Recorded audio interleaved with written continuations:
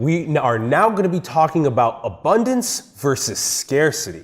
So tell us a bit about this. Yeah, so think about it. Only reason we believe the things have value is somehow we believe they are finite.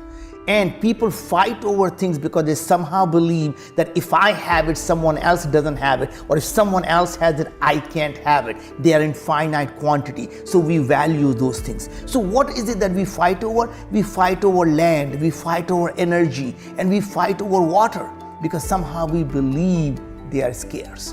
Now imagine, what is it that we don't fight over? The things we absolutely believe are in abundance. And a lot of people will say, you know what, humans are just greedy. It doesn't matter how much we have, we always want more. Until they are reminded that we can sit in a stadium, 75,000 of us, and we can cheer and never fight over air. The air and oxygen we believe are in abundance. So guess what happens?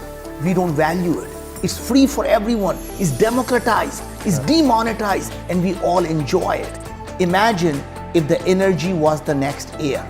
It was free and it was available to everyone. And it is quite possible.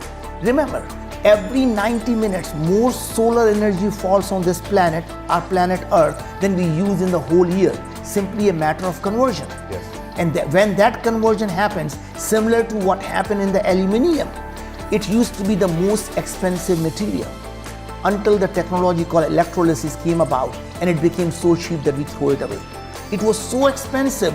This was the material they used, Napoleon used to serve the king of Siam. This is the material we use on the top of the Washington Monument because this used to be so scarce. And here we are today, we are actually giving it away, throwing it away, right?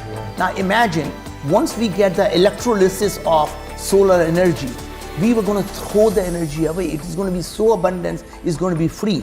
And when we have free energy, you get free, fresh, clean water. Because the dirtiest water in Africa, you can distill it.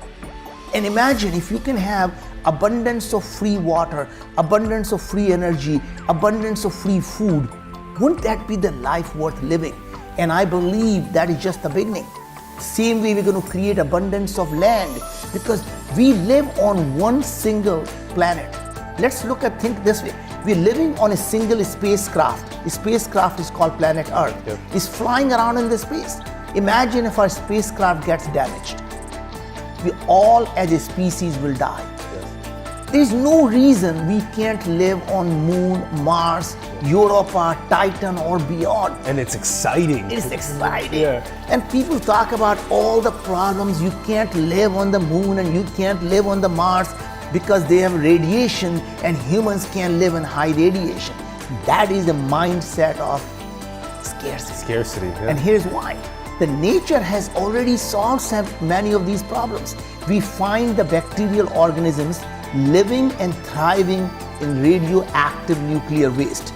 That means nature has figured out how to protect its DNA from radiation and use the radiation as a source of energy. So crazy. So imagine if you can take those genes from those bacteria, use CRISPR to modify our own genes.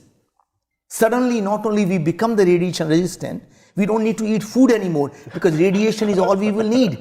In the evening, we're going to say, hey, honey, do you want to go out for a walk and get some radiation? We don't need the food anymore. And that's the kind of possibilities, right? And that's just one of the many ways we can do that. All I'm trying to say is the technology is available. All it takes is imagination for someone to say, enough is enough. Let's go do it.